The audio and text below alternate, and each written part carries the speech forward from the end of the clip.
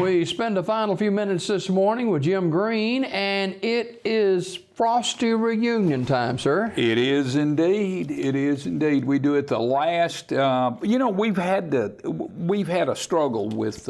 We can't get that blasted Talladega Super Speedway to act right. They keep moving that race around, and as important as the Frosty Inn reunion, they somehow have gotten the idea that. That little old race is more important than our. Imagine that. So what we've decided to do is, since we know pretty much when our reunion's going to be, it's always the last Saturday in April, and that date will vary. It'll vary as much as a week. Mm-hmm. We've decided just to go ahead and stick with that date, and if folks know that, they can go ahead and make their reservations, and there won't be a problem. What's the Frosty reunion about? It is a gathering of old friends. It is amazing how many people pass through the Frosty and Dairy Queen. We'd love to see those people come too, because a lot of those guys and girls, they kin to each other, wasn't they? Oh yeah, came down to the Frosty. There's also, before that, we're a hangout town, Jimmy. We had, for years and years and years, I guess maybe starting with the Forks or the Old Hickory, folks have liked to hang out. And the Frosty Inn and the Dairy Queen first, well, actually the White Midget before that. I never will forget Tommy Charles and John Ed Willoughby, who I'm sure you remember on the radio in Birmingham. They heard about the first White Midget reunion, and they had a great time with that. They wondered why there weren't any black midgets there, and how they got that many midgets to come to Silicon. Anyway, we're not supposed to say that word anymore, but it's been a hangout town for as long as I can remember, as long as, I bump into Bobby Holmes and he talks about going out to Claude Newman's White Midget, first located where Ham's Auto Parts, which is where Southern States Bank is now. That was the White Midget was located there. It was just a little trailer. By the way, that trailer still exists. It's in the communications building right out there where 4th Street runs into 511. That building over to your left, that brick building is the old White Midget location. Of course, Mr. Newman later had a Honda dealership there, and the Lears had their Radio Shack dealership in there, as well as Honda, before they moved out on Highway 21. But we've been a hangout town for a long time. The guys at the White Midget actually started having reunions, and they stopped, and we kind of started. And we're at 9 years now, and I'm sure we're going to make it to 10. What's going to be happening? Just a lot of visiting. It's going to be held at the park? At Central Park. Okay. That's where we have it, and it's real laid back. I'll get down there about 9 o'clock, set up the PA system, crank up some music, and you'd be amazed. As soon as they see those speakers go up, people start showing up. And some people will come and stay all day, which usually will be till 3 or 4 o'clock in the afternoon. And some people will just come and visit and maybe come back and visit. Usually the class reunion this year, it's the class of '68. There's a lot of folks. If I started running through names, you'd recognize some of the names. A lot of folks will be stopping by, and it's really laid back. There's the only activity that's planned really at 2:30. We will take a lap of town, and instead of the police chasing us like they used to, they'll be escorting us. So we'll go. Maybe you might want to stay home around this time of the day, but what we'll do is we'll leave from Ogletree Plaza, go up and circle the former Frosty Inn location, which is where Sonic is located now.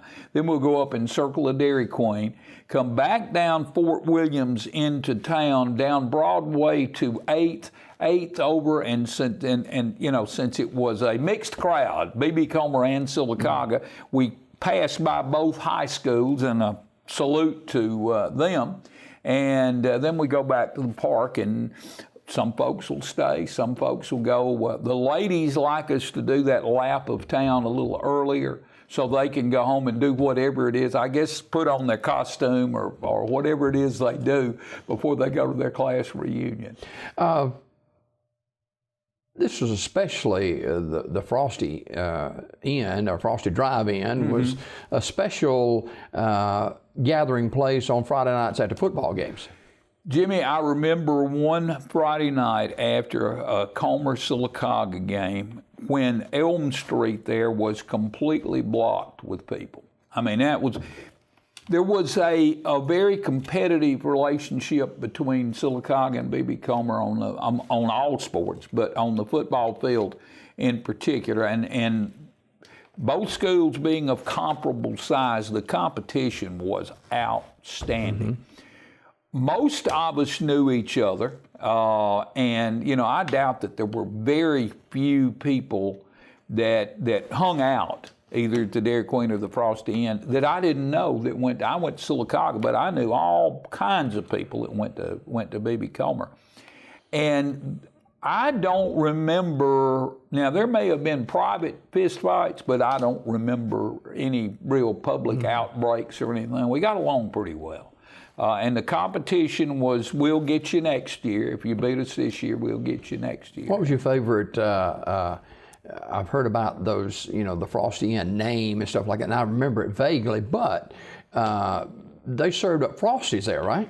Root beers and stuff? Frosty root beer, but now I'm not sure that it was the Frosty root beer that you could purchase. By the way, they still make that stuff, and every once in a while it'll show up around here. I think it's become kind of a local company up in the Midwest now. They don't sell Frosty root beer nationally anymore. I'd love to get a couple of cases of it just so folks could taste some of that good, because it's good root beer. I mean, it's really good root beer. If you like root beer, you'll like that. But they served it in Frosty mugs, and it really was good. They had a big barrel that actually was causing leaks, as I remember, in the roof of the Frosty, and that they finally had to take that barrel off the top. It was just a fake barrel tension getter. But they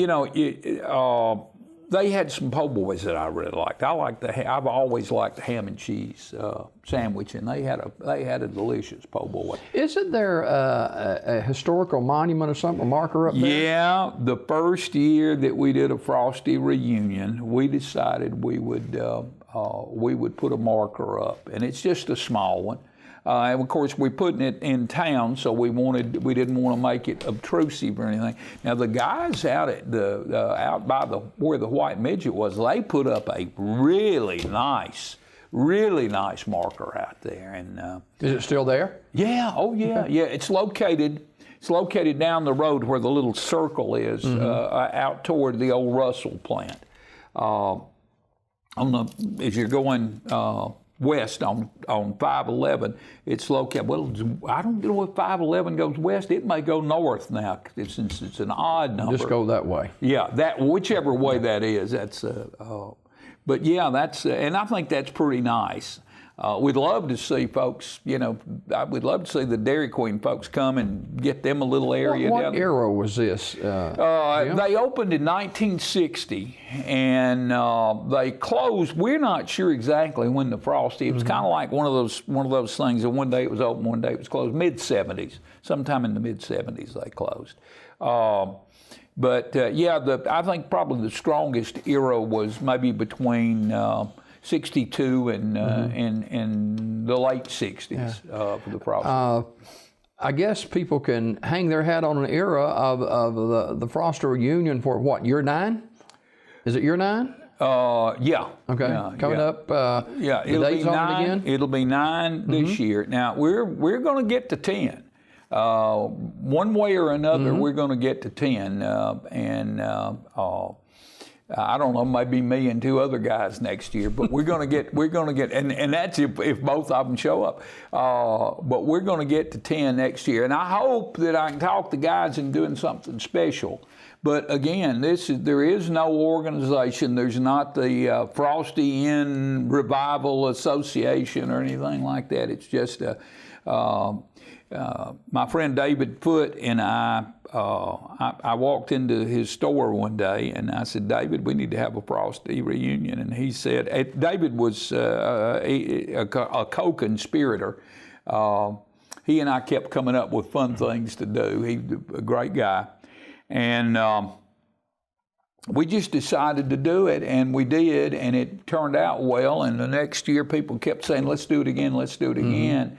And so I just undertook to do it again. And listen, Jimmy, my work was accomplished yesterday. I went by the police department, talked to them about escorting us.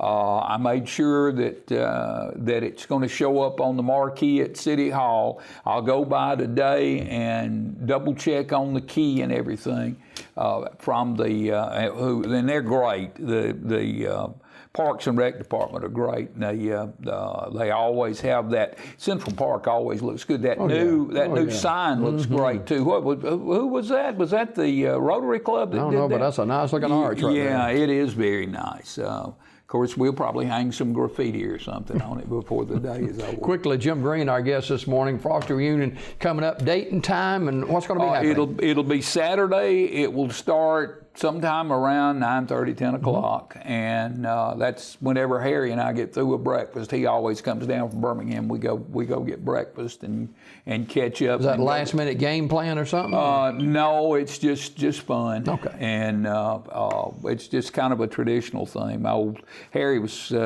and I spent many hours at the Frosty Inn. As a matter of fact, we started talking about great times. There is two guys, you may have known both of them, Dalt Jones and Billy Riddle. Did you know Billy? Yep. Those guys, both of them are gone now, but those guys knew so many jokes. They could stand in front of the Frosty for hours, and if they ever came up together, the crowd would instantly gather around them. And sometimes you'd laugh so hard you'd have to walk away and let your side recover, you know. Just great days. If you want to see how it was, folks, there's a lot of good movies. Happy Days was very much like that. But the best one's probably a movie called Hollywood Nights that is very reminiscent of what it was really like in the 1960s. A lot of mischief, innocent mischief. We just had a wonderful time, and we try to recall that with our Frosty reunion. All right, Jim Green, the Frosty reunion coming up this Saturday here in Sylacauga. Jim, always a pleasure, and we're going to plug your show on Sunday night. Oh yeah, thank you. I appreciate that. Yeah, we'll see you guys Sunday night. We kick off at 7 o'clock on Sunday nights with Coosa Valley Magazine. We kind of go a little more in depth than you could go in your fast-paced morning. Oh, yeah.